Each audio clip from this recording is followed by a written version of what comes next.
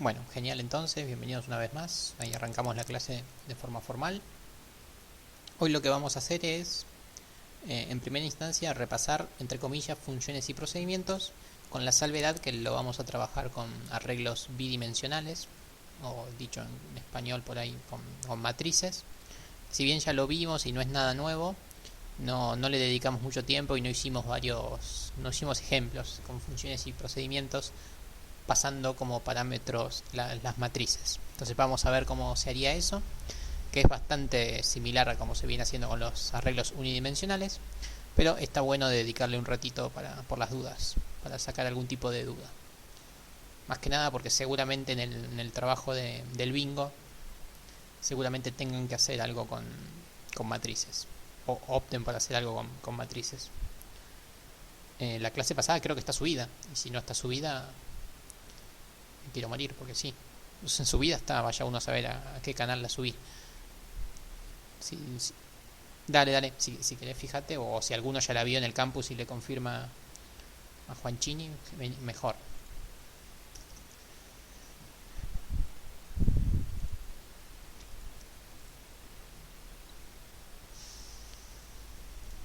Bueno, iniciamos de la siguiente forma. Vamos a tratar de primero armar una analogía media trivial, si quieren, con lo que sería los arreglos unidimensionales.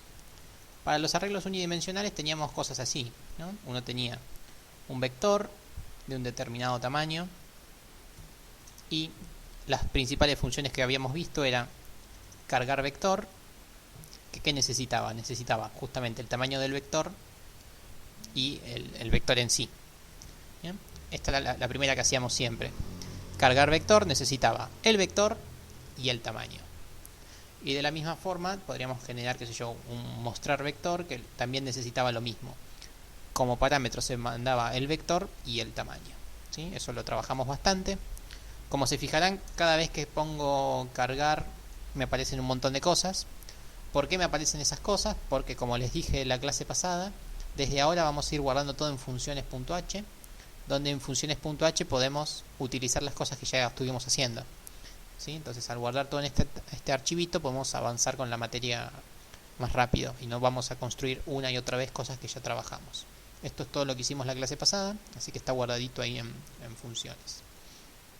Bien, entonces esta era la forma de pasar un vector por parámetro. Necesitábamos el vector y el tamaño para poder ejecutar las funciones que uno hacía con vectores, arreglos unidimensionales.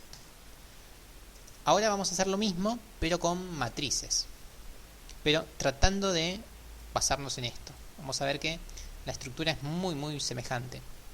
Lo voy a comentar simplemente. Entonces, ¿cómo hacíamos para definir un arreglo bidimensional? Necesitábamos justamente dos dimensiones. Una que eran las columnas, no sé, 5 columnas. Y otra que eran los renglones, 7 renglones. ¿Sí? En base a esto uno podía construir justamente una matriz donde acá adentro de los corchetes tenía que definir las dos dimensiones. Las dos dimensiones uno las definía en el sentido que quiera, no importaba. Columna, renglón, o renglón columna, no importaba eso, lo importante es que uno sea consistente durante todo el ejercicio. Listo. De esta forma uno define una matriz de 5 por 7. ¿Ok? Listo. Ahí tenemos la definición de la matriz, es decir, del arreglo bidimensional. Lo primero que uno quisiera hacer con esta matriz es justamente cargarla, ¿no? Ya habíamos visto que se cargaba mediante 2 for, con el print y con el scan, o de forma aleatoria, o como quieran. Pero vamos a ver cómo sería el procedimiento cargar matriz. Lo lógico sería decir, bueno, se podría hacer un procedimiento que se llame cargar matriz, donde como parámetro, ¿qué les parece que habría que mandar? ¿No? Siguiendo con la lógica esta, ¿qué tendríamos que mandar como parámetro para cargar una matriz? ¿Qué les parece?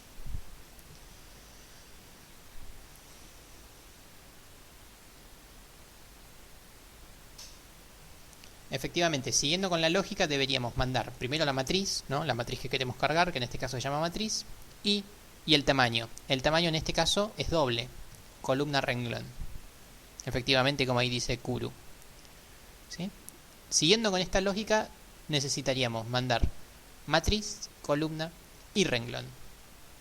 Esto sería lo lógico. Lo lógico.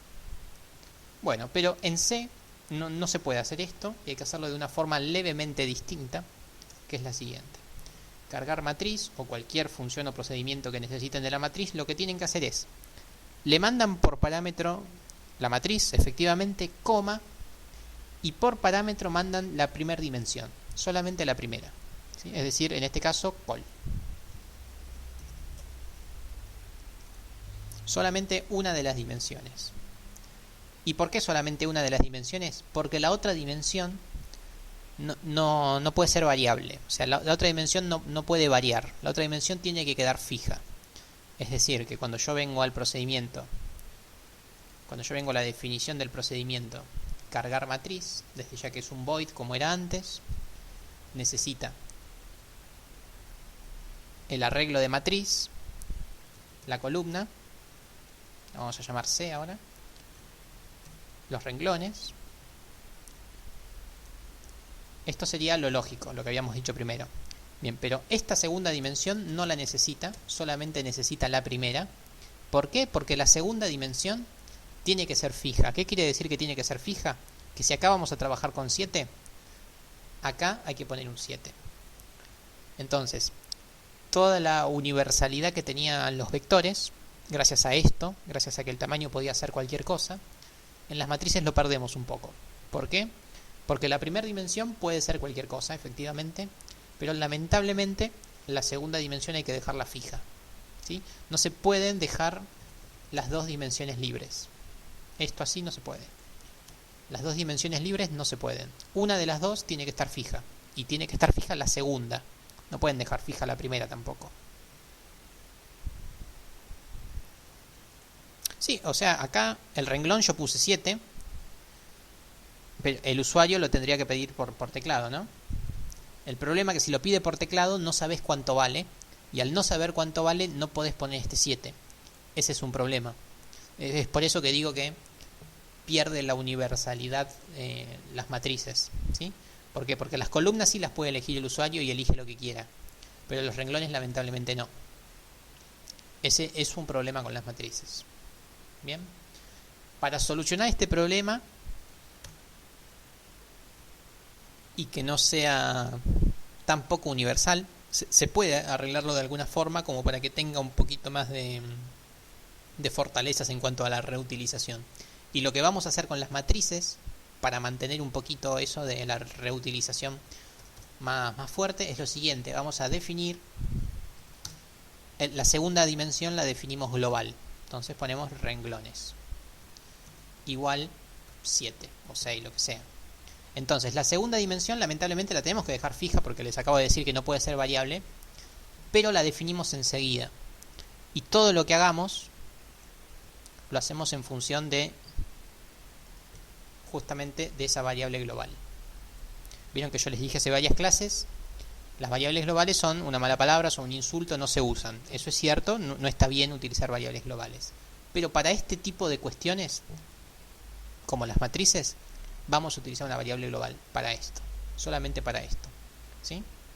Van a ser muy pocos los casos donde vamos a trabajar con variables globales. Este es uno de los casos. Para la segunda dimensión de las matrices. La segunda dimensión de la matriz se define rápido, enseguida, de forma global. ¿Por qué? Porque si hoy necesitamos 7 renglones para este ejercicio, ponemos un 7. Si dentro de 3 semanas tenemos que hacer algo con matrices y son 9 renglones, ponemos un 9 acá y todo lo que hacemos sigue funcionando. Lo único que hay que cambiar es esto, ¿sí? No es tan versátil como mandarlo por parámetro, pero es lo mejor que se puede hacer con las matrices, por lo menos en C. Así que la segunda dimensión global. ¿Ok? ¿Se entendió eso? No pueden estar libres las dos dimensiones, solamente una puede estar libre. El por qué lo vamos a entender después de las vacaciones, básicamente porque los arreglos en C son punteros y no puede haber un puntero doble. Entonces, acá lo que estamos diciendo es que va a haber 9 punteros. Estamos diciendo eso, como que hay un arreglo de punteros, algo así, ¿sí? Más adelante lo vamos a entender. Voy a bajar esto a 7, así queda más chiquitito, pero sería eso. No, no vas a poder modificar la variable global nunca. O sea, sí, la podrías modificar. Ahora cuando lo pasemos al punto H vas a ver por qué no la vas a poder modificar. Acá por ahí te da un poquito la confusión. Acá podrías pensar que sí. ¿Sí? Acordate que cuando yo lo pongo en mayúscula, quiere decir que no solamente es global, sino que además es constante. Recuerden que las mayúsculas indican eso, que va a ser constante. Eso por ahí ya responde un poco tu pregunta. Igual después va a ser más notorio. ¿Sí? Recordad que las definiciones son globales y constantes.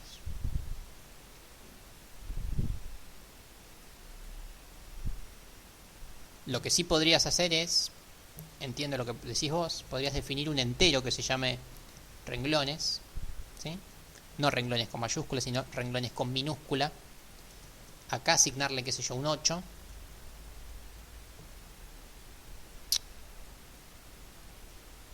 Y después, enseguida, acá mismo, por teclado cambias el valor de renglones. Eso lo podrías hacer. El problema es que cuando acá tengas que definir a la matriz, si te fijas en la definición, ya sabes el tamaño. Entonces, si yo acá vale 8, cuando yo lo defino va a valer 8 y yo le cambio el tamaño acá por 9 o por 10. Ahí ya la definición se rompió. Ya está mal definida. Entonces, no vas a poder ni siquiera hacer esto que me estás indicando. Así que lamentablemente hay que manejarlo así. Y no lo vas a poder manejar de muchas otras formas. ¿Ok? Bien. Esa es la primera y única gran diferencia que va a haber con las matrices a con los vectores. Una de las dimensiones fija. Y no cualquiera de las dos, sino la segunda dimensión tiene que ser fija. Bien, esto sería cargar matriz y después hacemos mostrar matriz. Es decir, en castellano sería como que seguimos trabajando con vectores en realidad. ¿Por qué? Porque esto y esto es un vector. Y además estoy diciendo que hay 7 vectores. Y todos los vectores tienen C de tamaño columna. Simplemente es eso. Es como que no es nada nuevo, simplemente estamos agregando más vectores. Renglones vectores. Bien, dicho esto, ya podemos pasar a hacer el procedimiento en sí. Sería así. Después el procedimiento en sí es muy semejante a lo que veníamos haciendo, de hecho es igual a lo que veníamos haciendo. ¿Cómo se hace para cargar una matriz? Bueno, con un for anidado desde ya, con i igual 0, i menor que, por ejemplo lo voy a usar, la i la voy a usar para los renglones, i más, listo, este es el for exterior, y ahora hacemos otro for interior, desde j igual a 0, j menor que la cantidad de columnas, que en este caso se llama c, j más. Este es el for interior. ¿Y cómo cargamos la matriz? Bueno, la matriz se llama M y acá van las dos dimensiones. La segunda dimensión era la de los renglones. El iterador que me define los renglones es el i, así que acá va la i. Y acá iría la j, que es la que se mueve como las columnas. Bien. Y bueno, le asignamos un valor cualquiera. En ese caso cualquiera sería random. Y random porcentaje 10, así me queda de un solo dígito y me queda la matriz prolijita. Bien, ¿se entendió esto? Es una leve diferencia, pero me parecía buena comentarla, porque si no, por ahí se iban a hacer matete cuando necesiten usar la matriz. No iban a saber cómo mandarla por parámetro.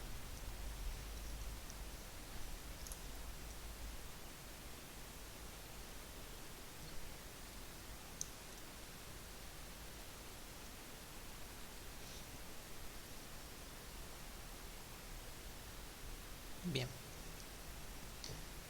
Si se entendió esto y no hay consultas, pasamos a mostrar matriz. Que mostrar matriz es básicamente lo mismo. Tenemos el doble for. Y dentro de ese for, ¿qué hacemos? Hacemos el printf.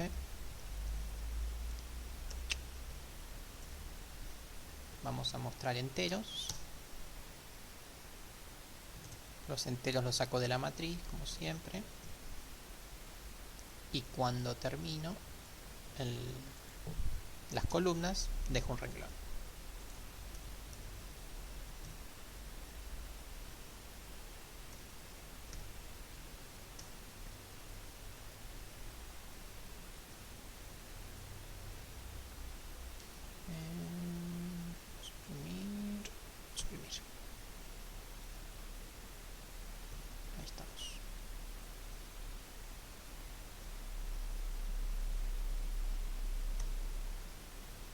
Porquería, se me desconfiguró el teclado.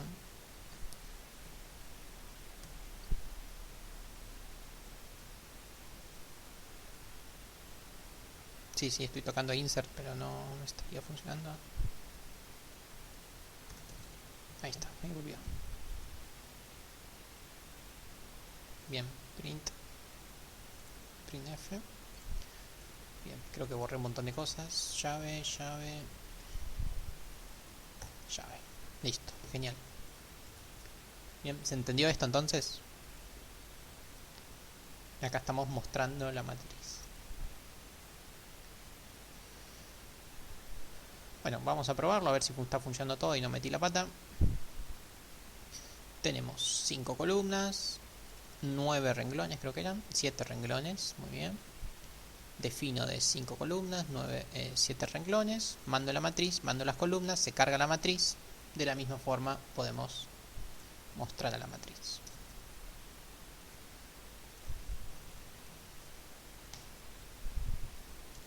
Bien, vamos a ejecutarlo. A ver si no rompí nada. Bien, acá está la matriz. Me quedó re linda. ¿Sí? Tenemos 5 columnas, 9 renglones. Parece ya estar todo bien.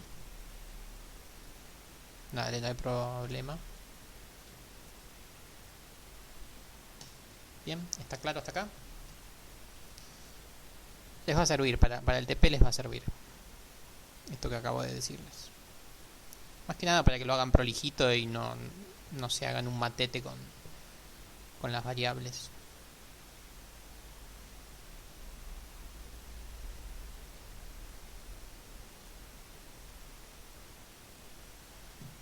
Bien. Bueno, lo otro que suele ser importante con las matrices es, por ejemplo, hacer algo que también ya estuvimos trabajando. Supongamos que queremos, qué sé yo, sumar por renglones. ¿Se acuerdan cómo era eso? Para guardar la suma por renglones. También lo habíamos trabajado bastante. Es decir, sumo todo esto, me da 28. Sumo todo esto, me da 20. Sumo todo esto, acá ya perdí la cuenta, me da 27. Sumo todo esto, me da 19, etcétera, etcétera. ¿Cómo se hacía para trabajar así? Por filas o por columnas. En este caso vamos a hacerlo por renglones. ¿Se acuerdan cómo era eso?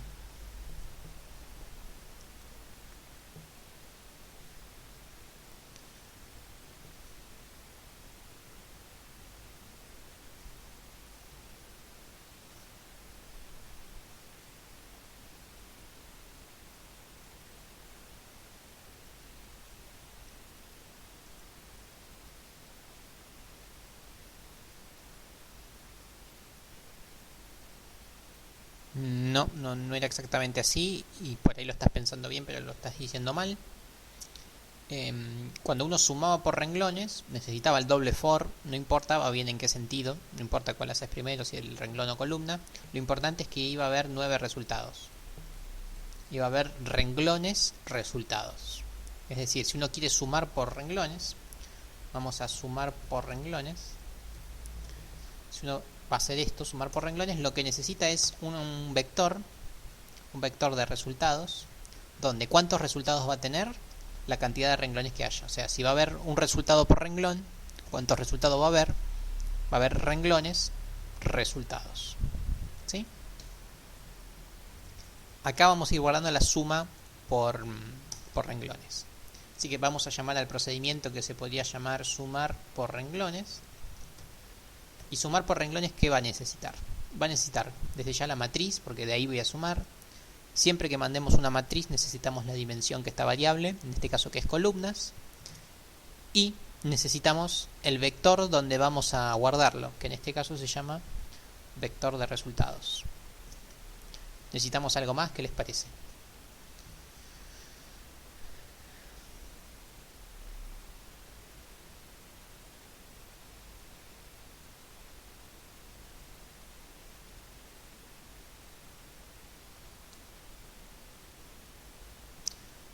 Tiene sentido pensar, o sea, siempre que mandamos una matriz por parámetro necesitamos mandar la matriz y la variable que está variable, ya está. Pero cuando mandábamos un vector, ¿qué necesitábamos? Necesitábamos el vector y ¿qué más? El tamaño del vector. Así que uno acá tendría que mandar el tamaño. Pero ¿el tamaño cuál es? El tamaño es renglones. Y renglones es global. O sea, no hace falta mandarlo por parámetro porque es global. Está en todos lados, es omnipresente. Es el dios de acá de nuestro algoritmo. O sea, está. Entonces no hace falta mandarlo por parámetro porque está en todos lados, ¿sí? Entonces con esto estamos bien. Así que venimos acá a mi función. Sumar por renglones, como les dije, va a ser un void. Porque va a sumar y va a guardar acá. Permítanme cambiarle el nombre a las variables.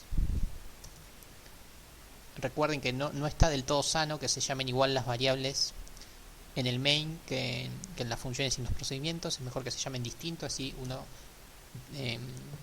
identifica bien la localidad de cada una de esas variables. Mejor que se llamen distinto. Por lo menos en C, en otros lenguajes no pasa nada, pero acá me parece bueno que se llamen distinto. Necesitamos las columnas, que son un entero, y el vector, que es un vector de enteros también. Buenísimo. Listo, ahí estamos. Acá tenemos la definición del procedimiento que suma por renglones. Matriz, columnas, vector. Matriz, columnas, vector. Podemos venir acá abajo y hacemos el cuerpo. ¿Cómo es el cuerpo? El cuerpo es siempre igual. Un adorable for anidado, o sea, un doble for. ¿Y cómo es el algoritmo? Doble for, ¿y qué hace? Acá sí les pido ayuda. Creo que alguien lo dijo, pero bueno, vuélvanlo a decir. ¿Qué debería hacer en este doble for para la suma por renglones?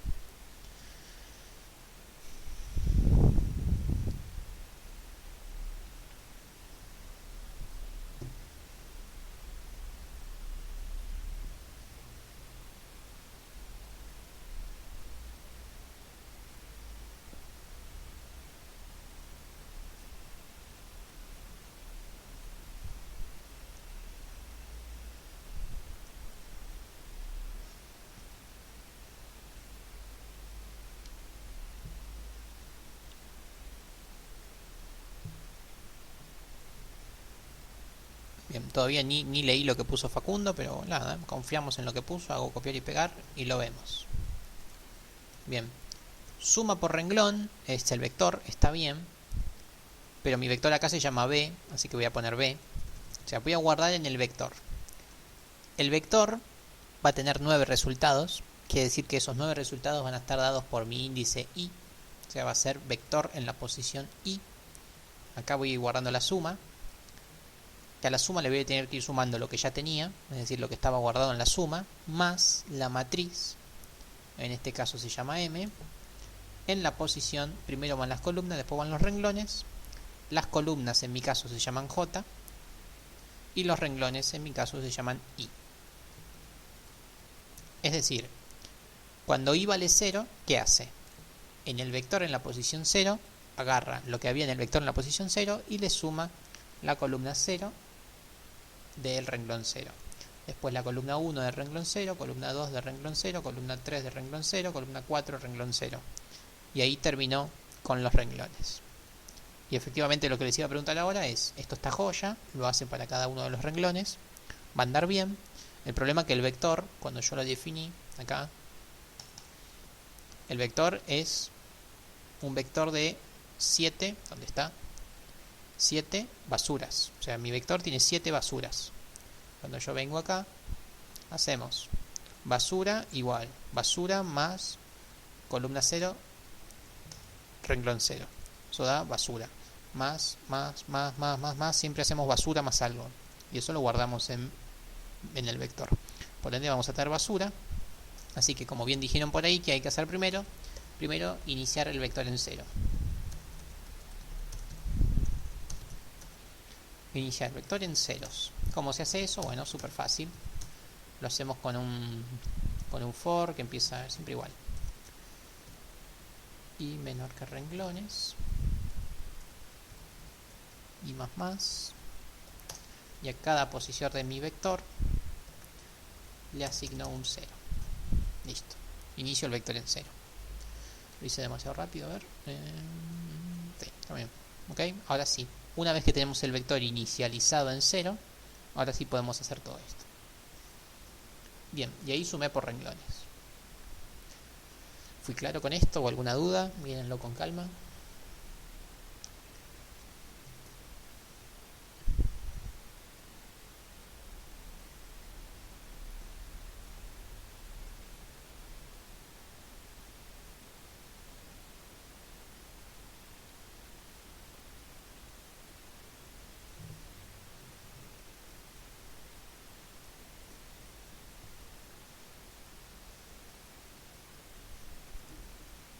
Es importante que, es una pavada, ¿no? Pero créanme que no se puede hacer lo siguiente. No pueden hacer que el vector sea igual a llave 0,0,0,0,0,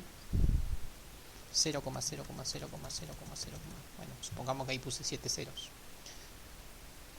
3, 6, casi 7. No pueden hacer eso, ¿sí? Tienen que hacerlo sí o sí, lamentablemente, con el for. ¿Por qué? Porque ahora son 7, mañana pueden ser 8, o 9, o 5, o 2, ¿sí? Lamentablemente tiene que ser con el for, así se ponen tantos ceros como necesitamos y queda más universal el código. Si no, se va a romper cuando cambiamos la dimensión. Siempre hay que tratar de eso, de que no se rompa cuando uno hace un cambio. Bien, ahí tenemos ya la suma. Volvemos al main. Bien, sumé por renglones y lo guardé en este vector. Lo que vamos a hacer ahora es mostrar ese vector, a ver si quedó bien. Vamos a hacer mostrar vector. ¿Qué vector? El vector que se llama vector resultados, que tiene un tamaño que se llama renglones. Vamos a chequear si estaría funcionando bien. Vamos a compilar.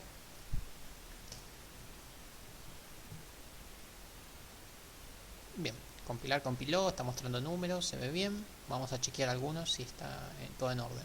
Tenemos suma de primer renglón. 8 más 2 es 10. 5 más 5 es 20. Me falta una, 21. Vamos, joya. ¿Sí?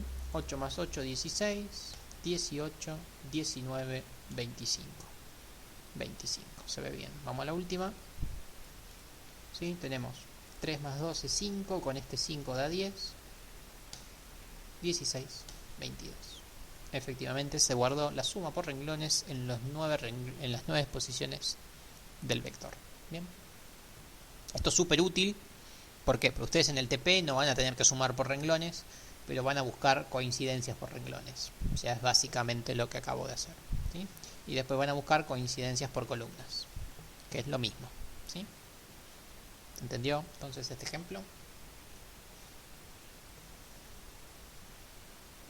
Ya lo habíamos trabajado hace un tiempito, pero bueno, ahora hecho con la prolijidad y profesionalidad, si quieren, profesionalismo, mejor dicho, de un programador un poquitín más serio, utilizando funciones y procedimientos. Hasta acá me siguen.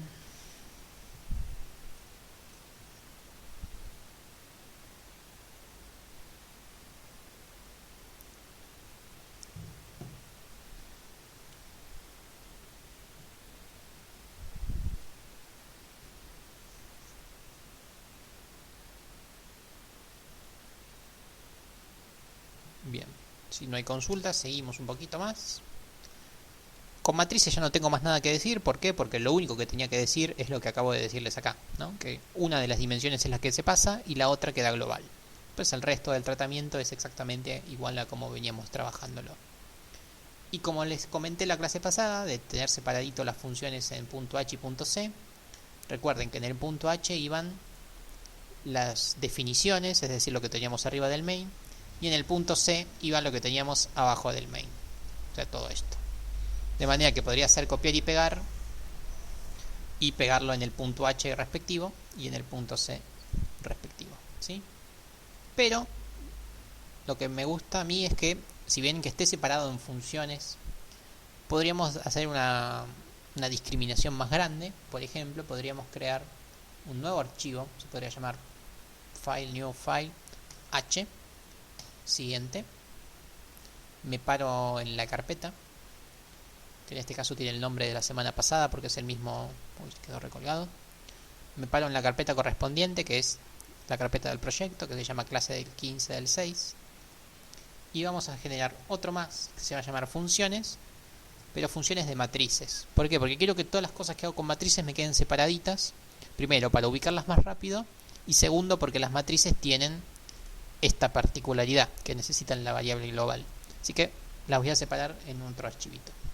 El archivito se va a llamar funciones matrices.h, guardar, y acá recuerden de tildar estas dos opciones, finish. Por ende, se creó otro archivito que se llama funciones de matrices. Bien. Cada punto H, lamentablemente, necesita su punto C, así que venimos a File, New File, punto C, siguiente,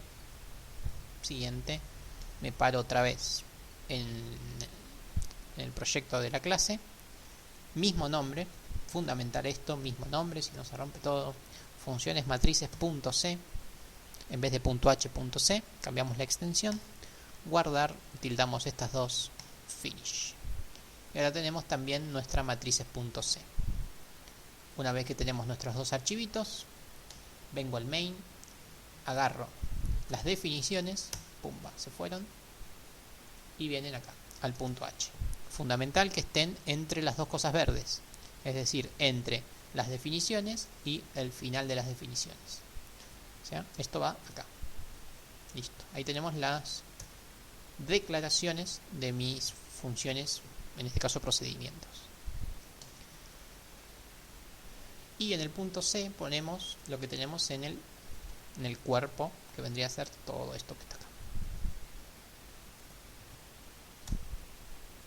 Matrices.c, pegamos el cuerpo de las funciones que acabamos de hacer, ¿sí? Recuerden que esto sí no funciona. ¿Por qué? Porque necesitamos las librerías y necesitamos el vínculo explícito con el punto C que acabamos de hacer, que en este caso sería include, entre comillas, no con el menor y con el mayor, sino comillas, funciones matrices.h, comillas, ¿sí? Entonces ya tenemos el cuerpo de las funciones. ¿De qué funciones? De las funciones que están definidas en el archivo .h, o sea, de estas funciones. Y fundamental, estoy usando a cada rato la variable global que se llama renglones. Esa variable global también la necesitamos, pero no en el main. ¿Por qué? Porque el main necesita renglones, eso es cierto, pero lo necesito mucho antes, lo necesito acá mismo. Entonces, la definición global de renglones se pone en el lugar donde la necesitamos, que efectivamente es en funciones matrices. O sea, la variable global la declaramos en funciones matrices, si nos queda bien ordenadito. O sea, uno sabe que si tiene que modificar el tamaño de la matriz, tiene que venir acá, a este archivo, el archivo que habla de las matrices. Y ahí cambia esto por lo que tenga que cambiarlo. Funciones.c, bien. Y recordemos que, como en el main invocamos a las cosas que hacemos con matrices, también en el main vamos a necesitar el funciones matrices, ¿sí? Funciones.h no lo necesitaríamos, pero yo acá en algún momento, donde está mostrar vector, mostrar vector estaba en funciones.h, es por eso que también puse acá funciones.h, ¿sí? Para poder usar las que teníamos también con vectores. O sea, básicamente, resumiendo, las poquitas cosas que hice con matrices las guardé acá, y todas las otras cosas que hice las guardé en funciones. ¿Vale la pena hacer eso todo el tiempo con todo? No. Las matrices sí vale la pena porque tienen ese tratamiento diferente, pero con el resto de las cosas por ahí no vale la pena. No hace falta que me hagan una carpeta funciones, vectores, flotantes, funciones, vectores enteros o funciones de char. No hace falta separarlo tanto, pero sí con las matrices que tienen un funcionamiento un poquito distinto. Funciones de char podría ser, miren lo que les digo. Es cuestión de prolijar un poco, ¿no? No es algo que sea obligatorio. Simplemente yo les muestro las mejores opciones para que les quede prolijito su TP. Bien, vamos bien por acá. Es el momento que me digan si hay alguna duda o quedó algo medio flojo, porque ahora lo que vamos a ver no tendría que ver con matrices, ¿sí? Esto simplemente fue una observación que quería darles de matrices. Es el momento que hagan alguna pregunta si necesitan.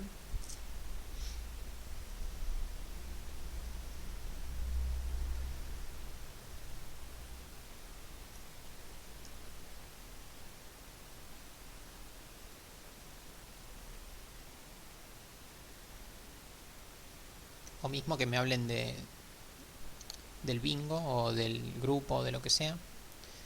Si tienen alguna duda con eso, que hoy no dijimos nada. Ahí está, a ver.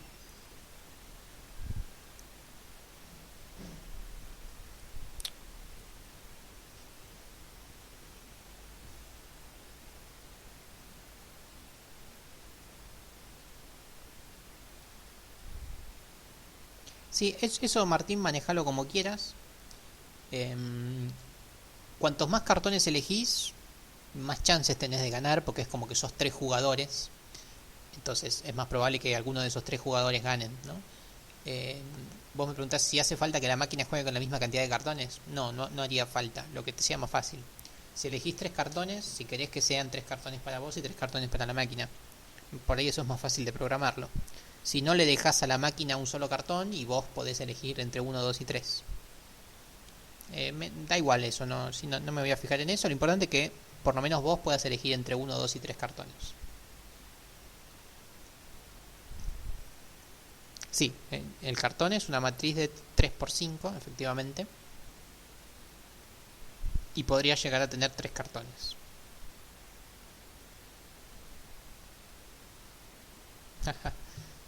Opción 1 es que esperes hasta el final del cuatrimestre, hasta el cuatrimestre que viene, cuando veamos estructuras, y ahí vas a poder darle un manejo interesante. Si no, lo que puedes hacer es una matriz. Esto presta atención, todo es importante. Vamos a generar una matriz, un arreglo, mejor dicho, que se llame cartón. El cartón, como vos me dijiste, necesita 3 columnas, 5 renglones o al revés, no importa. Y el problema es que puedes tener 3 cartones. Entonces acá, en vez de hacer un arreglo bidimensional, es un arreglo tridimensional.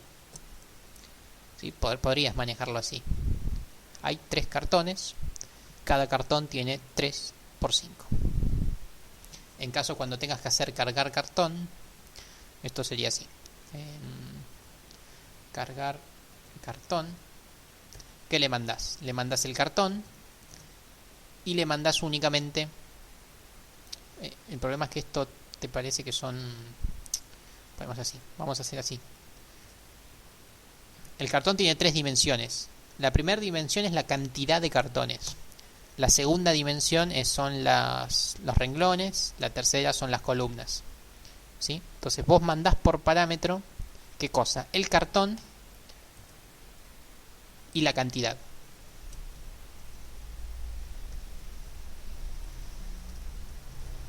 La cantidad es variable porque la puede elegir el usuario. Puede ser 1, 2 o 3. Por ejemplo, 2.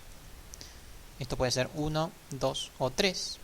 Entonces vos acá mandás la cantidad, que es la variable, ¿sí? Acordate que la variable es siempre la que está en la primera posición. La primera posición es la que varía. Y las otras dos quedan fijas. Vos tendrías que definir acá un define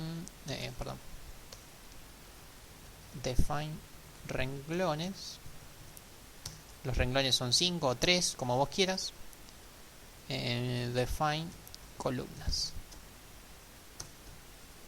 Los cartones son todos iguales, así que tenés 3 por 5, eso queda fijo, global, total, eso no se puede cambiar. Lo que cambia es la primera dimensión. ¿Dónde está? Lo perdí. Acá. Lo que cambia es esto. Es lo que mandas acá.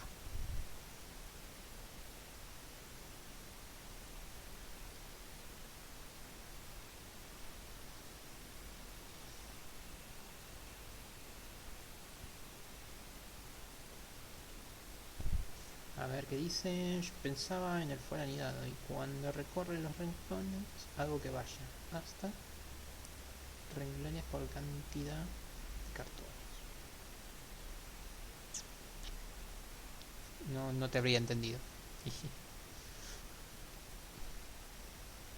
Agregarle más renglones, o sea, que sea una matriz de 2 dimensiones, pero que los renglones sean 3, 6 o 9. Eso me estás diciendo.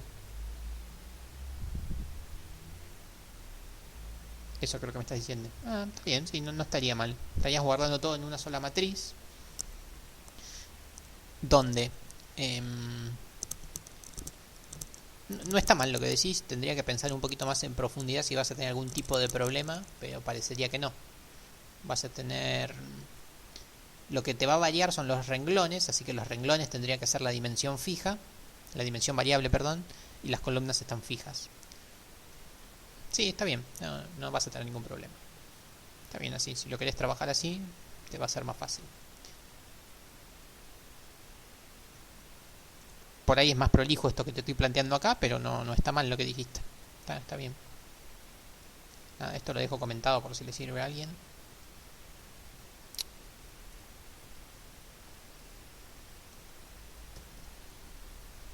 De hecho, hoy a la mañana alguien me planteaba esto, ¿no? La cantidad variable, columnas y renglones fijos.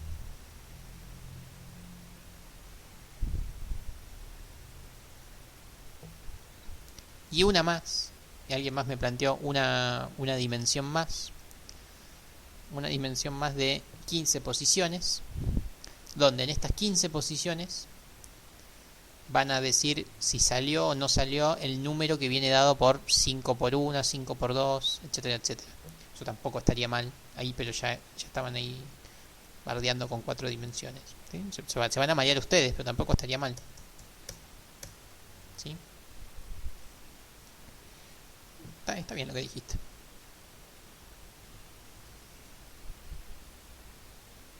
Si no, uno nunca tiene que olvidarse que está la opción de hacer cartón 1, cartón 2 y cartón 3. O sea, tampoco es la muerte de nadie que hagan algo así, ¿no? Son 3 cartones. Nada, le ponen nombre a los 3 cartones. No pasa nada si hacen eso también. Después hay que ver cómo lo manejan a la hora de decidir cuántos cargan. Si cargan el 1 y el 2. Ahí por ahí se hacen un par de matetes con los if. Pero tampoco es la muerte de nadie que hagan esto, ¿sí? No va a ser lo más prolijo. Pero bueno, de última pueden hacer algo así. Ustedes verán. Yo siempre les pongo lo que me parece a mí la idea más formal, la más elegante y la más cómoda por ahí para programar. Lo que no quiere decir que sea la más cómoda a la hora de que se les ocurra. Por ahí no se les ocurrió nada ni parecido a eso. Bueno, cada uno verá cómo lo puede plantear de la mejor forma posible. Más que nada para no enchastrarse todo al final, ¿sí? Bueno, ¿alguna consulta más?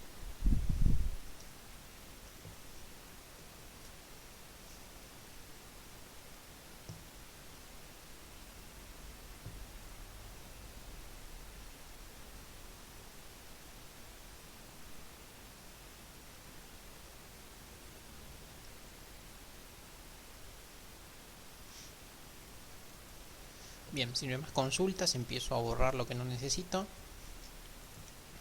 Borrar entre comillas, porque lo voy a dejar comentado.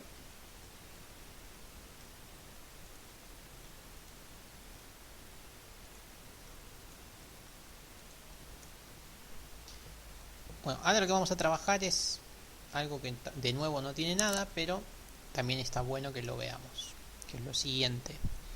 Volvemos a nuestros queridos vectores. Voy a definir un entero de...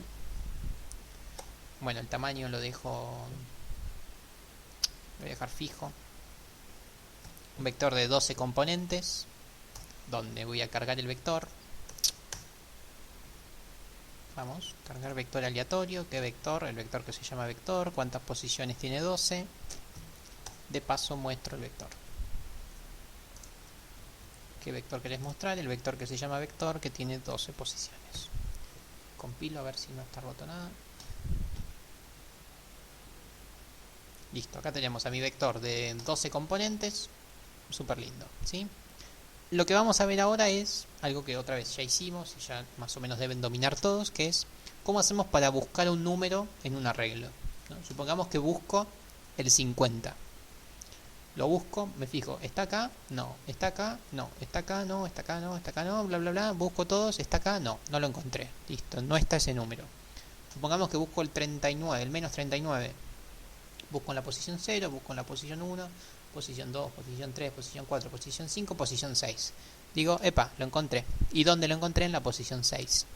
Eso es lo que vamos a programar ahora. Un algoritmo de búsqueda que no solo busca, sino que además nos dice dónde lo encontró.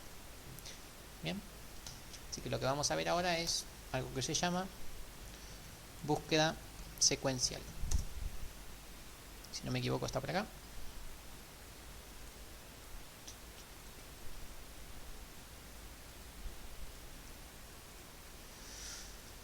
Acá está. Era a donde habíamos dejado el PowerPoint la clase pasada. Igual no le voy a prestar atención ahora al PowerPoint, simplemente lo quería dejar ahí. Vamos a ver lo que es la búsqueda secuencial. ¿Cómo es la búsqueda secuencial? Ustedes ya lo saben, así que si quieren me lo van diciendo. ¿Qué habría que hacer para la búsqueda secuencial? Yo ya se los comenté un poco, con palabras, pero se los comenté. ¿Qué habría que hacer?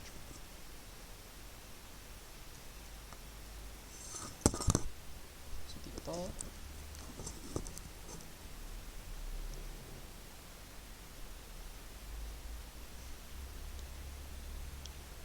Lo primero que les tendría que preguntar es, más que lo que hay que hacer, es, yo necesito una función o un procedimiento. ¿Qué es lo que voy a hacer yo? ¿Una función o un procedimiento? Para una búsqueda.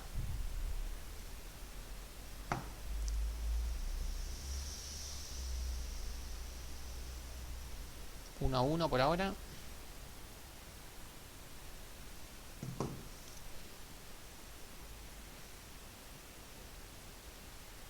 2-1, 3-1, ganó función. Efectivamente voy a hacer una función. ¿Por qué? Porque no solamente voy a buscar el número, sino que te voy a decir dónde está.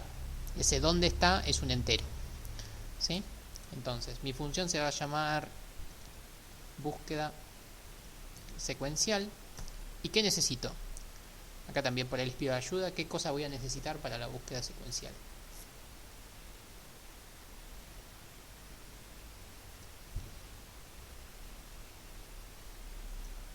Sí, efectivamente necesito el vector donde voy a buscar, porque si no, no sé dónde buscar. Necesito decir cuál es el tamaño de ese vector, si no, no voy a poder hacer el for.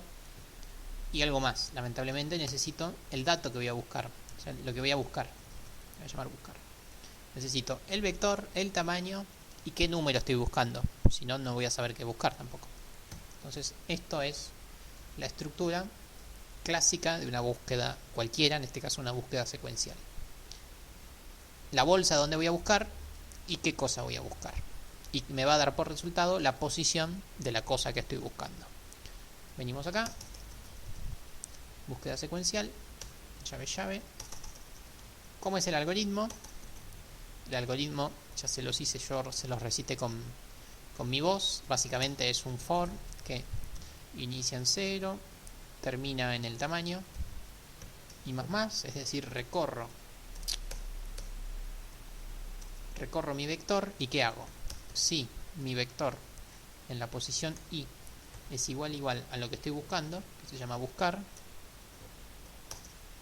si lo encontré,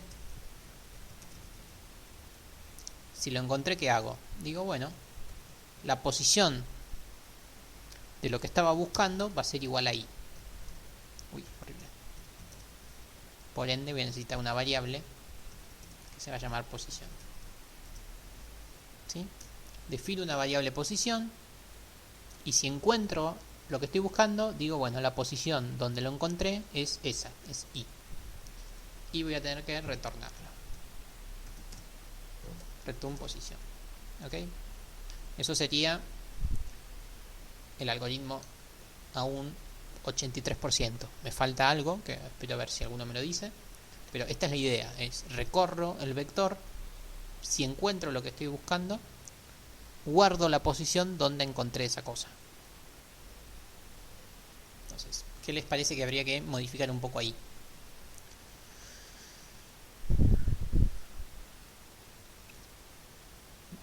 Es por ahí una pavada, pero hay que modificar algo más. Si no, esto sí no está funcionando del todo bien.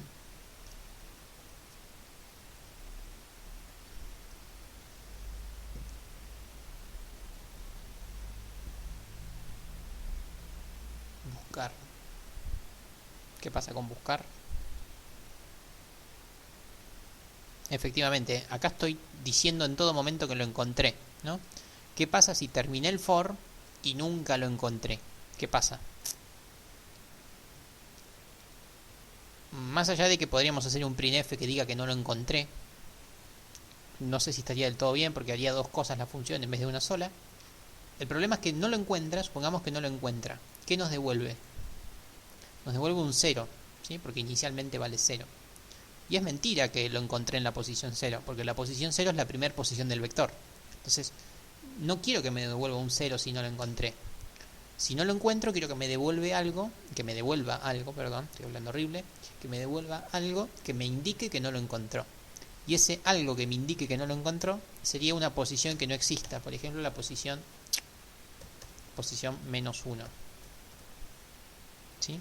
Entonces, le doy un valor inicial a mi variable posición de forma tal que si nunca lo encontré, esta posición va a quedar con algo notoriamente que notoriamente me indica que no lo encontró. El -1 no es una posición del vector. Entonces, quiere decir que no lo encontró. ¿Sí? Por acá me dicen lo mismo, que si la posición cuando terminó el for es exactamente -1, podríamos hacer un printf no lo encontré, ¿no? Esto me lo dijeron hoy a la mañana también, así que nada, opto ahora por comentarlo. No está mal poner esto, pero recuerden que la búsqueda hace una sola cosa, todas las funciones tienen que hacer una sola cosa. En este caso haría dos cosas: buscaría, te diría la posición y encima te diría un cartel. En este caso el cartel es tan insignificante que vaya y pase, pero recuerden que no está bueno que hagan dos cosas las mismas funciones. Así que lo dejo comentado. Pongan que esto está bien menos, ¿sí? Pasa. Como es una sola cosa y es una pavada, pasa, pero traten de no hacer muchas cosas en la misma función, ¿sí? En este caso pasa. Lo dejo comentado. Entonces, esto. La posición tiene que valer inicialmente algo que funcione de bandera, algo que me diga lo logré o no lo logré. ¿Cuándo lo voy a lograr? Cuando mi posición sea 0 o mayor, o sea, mayor que 0. Si mi posición es positiva, quiere decir que lo encontré. Si mi posición es negativa, no lo encontré. Así que nada, venimos a mi querido main y vamos a probarlo un poco. Vamos acá, vamos a hacer printf busco el 11 y voy a decir si lo encontré. Voy a buscar el 11 y voy a imprimir el resultado. Si lo encontré, imprimo el resultado. ¿Cómo hago para imprimir el resultado? Llamo a mi función. ¿Cómo se llamaba? Búsqueda buscar secuencial. Que me acuerdo el nombre de las cosas. Búsqueda secuencial. Creo que no lo tengo guardado. Ahí, vamos otra vez. Se llama búsqueda secuencial. ¿Dónde voy a buscar? En mi vector. ¿Cuántas posiciones tiene? 12. Y voy a buscar el 11. Si lo encuentra me va a decir la posición. Si no lo encuentra me va a decir -1. Como el vector tiene muchos números, vamos a buscar varias cosas, así es más fácil para encontrarlo.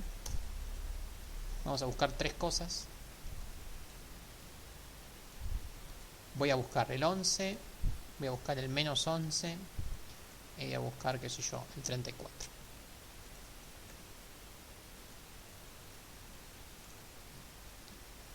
Y vamos a buscar.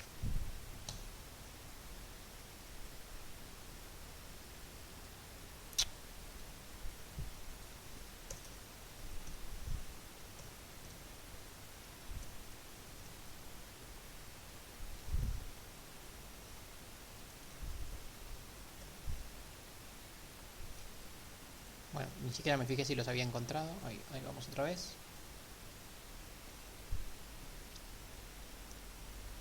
-11 y 34. No encontró ninguno, así que puso -1, -1. Seguimos buscando, a ver. Vamos a buscar en otro vector. No lo encontró. -1, -1. No lo encontró. Bueno, me estoy aburriendo. No lo encontró. No lo encontró. Bueno. Tengamos en cuenta que estamos buscando 3 números y el vector iba entre -70 y 70 por la condición que le habíamos puesto antes. Sí, pruebo una vez más, si no hago el run más chico. No lo encontró. Bueno, listo, final. Última lo encontró. Busco el 34. ¿Lo encontró? Sí, en la posición 0. ¿Ok? Todos los otros intentos nunca lo encontró, así que marcó -1. Bien, ¿se entendió esto? Búsqueda. Búsqueda también lo van a tener que usar bastante en, en el cartón, ¿no?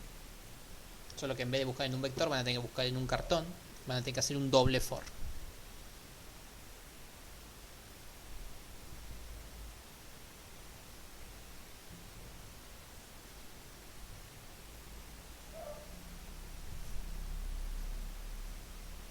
Bien, ¿alguna duda más con esto de la búsqueda secuencial?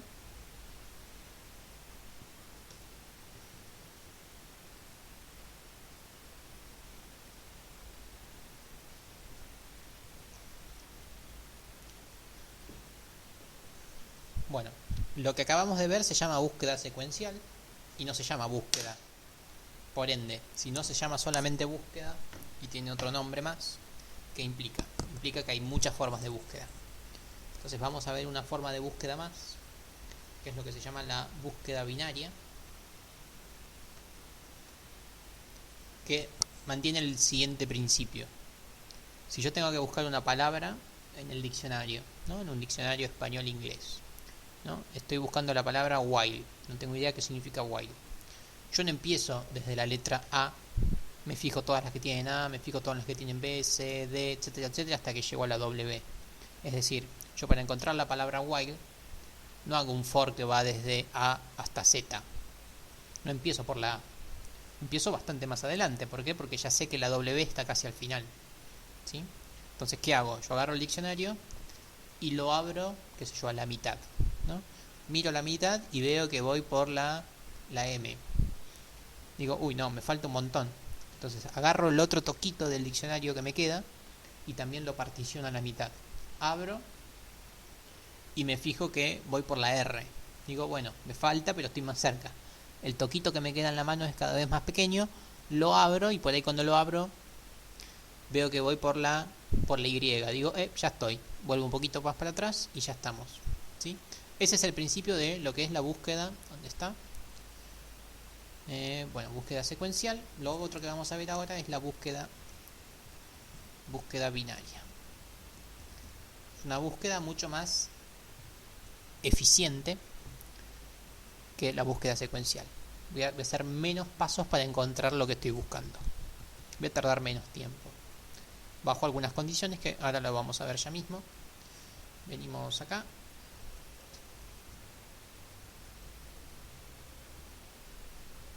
Sideboard.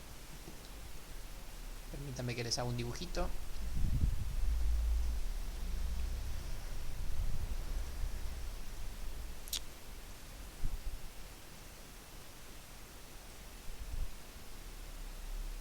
Bien, acá agarramos a mi fiel amiga la pizarra y vamos a hacer un dibujito.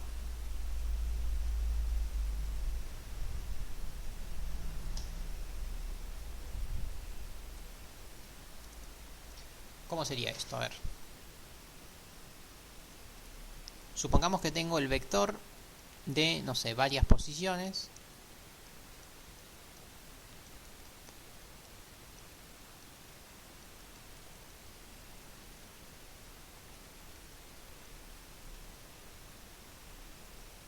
¿Sí? Tenemos mi vector que no sé cuántas posiciones tiene. 1, 2, 3, 4, 5, 6, 7, 8. Tiene 8 posiciones. O sea, yo definí en algún momento un vector de 8 posiciones.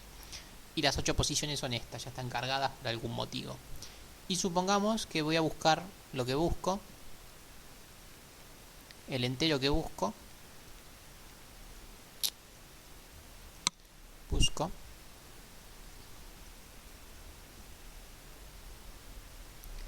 Voy a buscar el 11, ¿no? Con la búsqueda secuencial, ¿qué haría? Es, bueno, está acá, no, acá no, acá no, acá no, acá no, acá sí. Lo encontré. Listo. Eso haría con la búsqueda secuencial. Es decir, me llevaría 1, 2, 3, 4, 5, 6 iteraciones del for. Más todas las otras, ¿sí? Si bien ya lo encontré acá, necesito todas las otras. Es decir, necesito las 8 iteraciones. Con la búsqueda binaria lo que se hace es lo siguiente. Se parte al vector a la mitad. Track. ¿Sí? Se parte el vector a la mitad. ¿Y qué se hace? Se compara al número más inmediato de esta mitad, se lo compara con el 11. ¿Sí? Si el centro de este vector no es el 11, ¿qué se hace? Se dice, no, che, el 11 no está acá. El 11 está más adelante. Ese más adelante, ¿qué quiere decir? Es, me paro en lo que queda del vector, ¿sí? ¿Y qué se hace? Vuelvo a partir a la mitad, ¿sí? Parto a la mitad, me paro en el más inmediatamente anterior a esa mitad. ¿Y qué hago? Comparo el centro con lo que estoy buscando. Y efectivamente lo que estaba buscando lo encontré, ¿sí? Es decir, necesité solamente 2 pasos para encontrar a este número que estaba buscando. Bien, esto es la búsqueda binaria. La búsqueda binaria necesita principalmente de 3 componentes. Sí, ahí vamos. La búsqueda binaria necesita de 3 cuestiones. Necesita encontrar el centro, los extremos y lamentablemente necesita lo que están diciendo ahí Gregorio, que necesita que el vector esté ordenado, o sea, necesita un diccionario. Es decir, necesita que esté de la A a la Z o de los más chiquitos a los más grandes. Entonces, esta búsqueda necesita que el vector esté ordenado, ¿sí? Lo necesita sí o sí. Cuando uno tiene un vector ordenado, no vale la pena hacer el for de 0 al tamaño. Lo que necesita es hacer esto, la búsqueda binaria. Vector ordenado, búsqueda binaria, no hace el for de 0 hasta el tamaño. Hace este algoritmo. ¿Y este algoritmo qué necesita? Necesita definir un mínimo, es decir, la posición más pequeña, que va a ser la posición 0. Necesita un máximo, que ¿cuál es? El máximo es el último, que es el tamaño, en este caso es 8 menos 1, pero permítanme poner tamaño menos 1, y necesita el centro, ¿sí? ¿Y el centro qué es? El centro es el mínimo más el máximo, todo esto sobre 2, ¿sí? Estas 3 cosas necesitamos. ¿Y con qué hacemos la comparación siempre? Siempre hacemos la comparación con el vector en la posición del centro. O sea, yo siempre voy a comparar el vector en la posición del centro, lo voy a comparar. ¿Con qué lo voy a comparar? Con lo que estoy buscando, con el dato, con lo que busco, ¿sí? Si el vector en la posición del centro es lo que estoy buscando, voy a hacer el return. Voy a retornar la posición, que en este caso, ¿cuál es la posición? Es el centro, ¿sí? Si encontré, retorno la posición. O sea, una vez que encontré, retorno la posición. ¿Cuál es la posición? La posición es siempre la del centro. ¿Por qué? Porque siempre comparo el centro con el número, ¿sí? Ese es el caso favorable, ¿no? El caso donde lo encontré. ¿Qué pasa cuando no lo encuentro? O sea, cuando no se cumple esto. Cuando no se cumple la igualdad, o sea, en la parte que no lo encuentro, ¿qué hay que hacer? Bueno, acá hay que pensarlo un poco.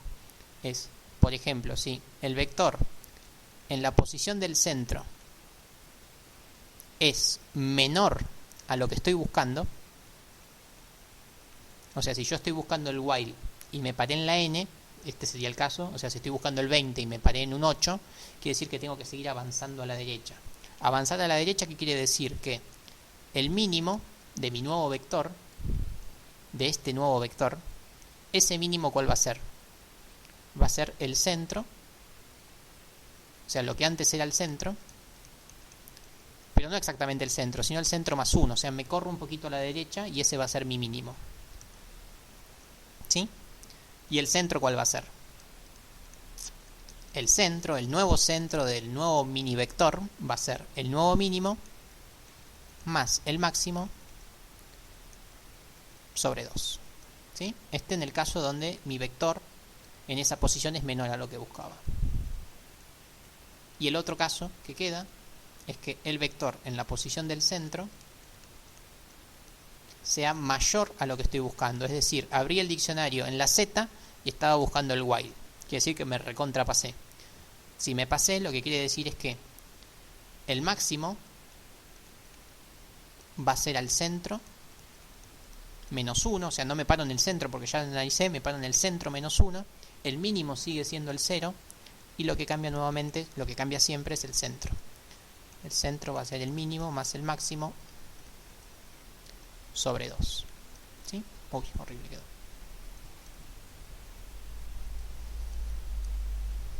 Ok, estos son los dos casos donde no lo encontré. Entonces, cuando no lo encuentro, tengo que volver a definir mínimo o máximo según corresponda y siempre volver a definir el centro.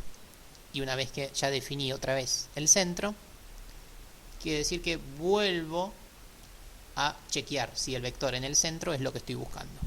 Este vuelvo a buscar lo que estaba buscando, lo que parece con trabalengua, es un while. ¿Sí? O sea, esta acción se ejecuta mientras no lo haya encontrado o el mínimo sea menor o igual que el máximo. O sea, va a llegar un momento que si no lo encuentro, ¿qué pasa? Cuando yo al mínimo le empiece a sumar 1 tantas veces, va a llegar un momento que el mínimo va a ser más grande que el máximo. En ese momento quiere decir que ya mi vector ya no tiene sentido seguir comparando.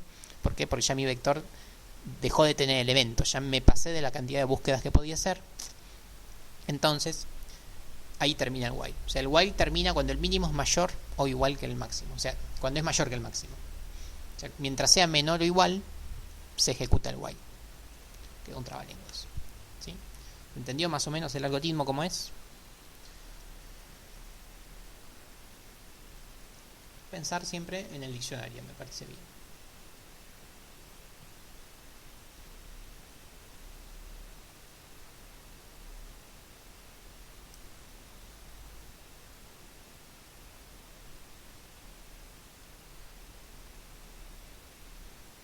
Bien, dicho esto, yo ahora les muestro el algoritmo como es, pero bueno, es muy parecido a esto que puse acá, solo que no me acuerdo con qué nombres de las variables. Yo acá les dejo el algoritmo para que lo tengan. Bueno, esto es la búsqueda secuencial, acá lo tienen con otras palabras, pero es básicamente lo mismo. Acá la implementación, ya se los mostré, del secuencial. Y acá venimos a la búsqueda binaria. La búsqueda binaria define yo llamé mínimo y máximo, acá se llama ínfimo y supremo en vez de mínimo y máximo, y el centro se llama centro. ¿Sí? El supremo o el máximo, como lo llamé yo, es el tamaño menos 1, y en el primer paso el centro es el mínimo más el máximo sobre 2. Buenísimo. Si el vector en el centro es lo que estoy buscando, retorno el centro, o sea, retorno la posición donde lo encontré. Si no, y acá están los dos casos, si el dato es mayor a lo que estaba buscando, a lo que había en el centro, le sumo 1 al ínfimo. Y el otro caso era, le restaba 1, pero al supremo. ¿Ven? Y esto se repite en este while, mientras el ínfimo sea menor o igual que el máximo. ¿Sí? Ese es el algoritmo acá con estas variables, pero bueno, es exactamente lo mismo que les hice yo en el dibujito. Y esa es la otra forma de búsqueda, que es mucho más eficiente, pero necesita otra vez que el arreglo esté ordenado. Si el arreglo no está ordenado, hacen la búsqueda secuencial. Son los dos tipos de búsqueda que vamos a ver. A mí en particular me da igual, o sea, que usen cualquiera de las dos en la cursada, salvo que yo les haga alguna pregunta específica o en el parcial o en el final. Si no, usen cualquiera, total vamos a trabajar con vectores pequeños. Este tipo de búsqueda sirven cuando los vectores son muy grandes. Si uno los busca desde 0 hasta el tamaño, puede estar todo el día buscando. Es mejor utilizar este tipo de búsquedas. ¿Sí? Por ejemplo, en un padrón electoral donde hay 30 millones de votantes, ese padrón está ordenado, ya sea por apellido, por DNI o por lo que sea. Ahí hay que buscar una búsqueda binaria. ¿Sí? Y bien, con eso terminamos la unidad 4. Acá hay un ejemplo de cómo se haría. Y hay un solo ejercicio, que es medio integrador de todo, que dice que hagan un menú donde se elige el tamaño del vector, como siempre. El vector es de flotantes. Hay que cargar el vector a mano o cargar el vector de forma aleatoria, según la opción que elijan. Ordena el vector por burbujeo. El usuario elige un número, qué sé yo, el 8, y buscas ese número, el 8, en el vector. ¿Sí? Eso tendría que hacer el menú. que medio que integra todo lo que vimos con vectores. Con eso terminamos la unidad 4 y hasta ahí entraría en el parcial después de las vacaciones. Pero bueno, queda una clase más que todavía no definí bien que vamos a ver la clase que queda, pero supongo que un repaso de todo lo que vimos o algo en particular que me haya olvidado de contarles. Hoy a la noche o mañana chusmeo un poco las guías a ver si me quedó algo colgado o hacemos algún ejemplo en particular de algo, ¿sí? Pero hasta acá entraría.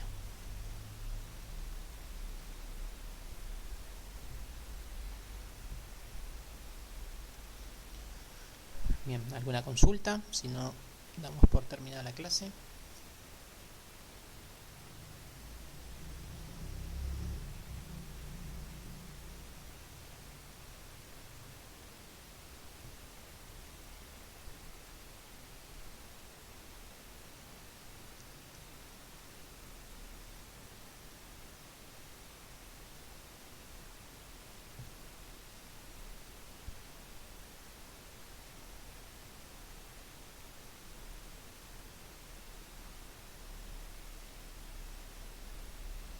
Ah, qué bueno. ¿Pero está subida al campus o no? La semana que viene, sí, efectivamente es la última clase.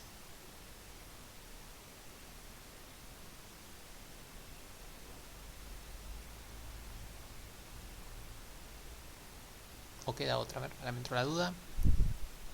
No, sí, la semana que viene es la última clase. 29 es la última clase. Yo ahora cuando subo este video chequeo si está subido al campus también el video anterior. Yo creo que sí, pero bueno, ahora me entró la duda. Pero al canal estoy seguro que está subido porque me acuerdo de perder una hora para que se suba. No sé, lo recuerdo bien.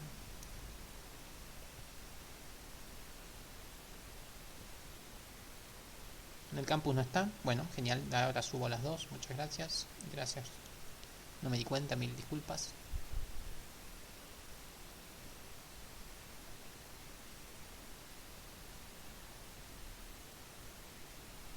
Bueno, ¿alguna duda más?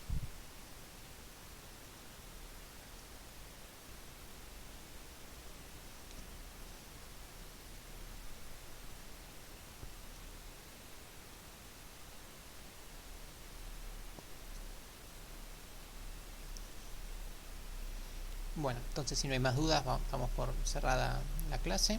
Que tengan buena semana. Gracias por estar presentes. Gracias María Elena. Nos vemos. Nos vemos la semana que viene. Que terminen bien todas sus cursadas. Abrazos, suerte. Nos vemos.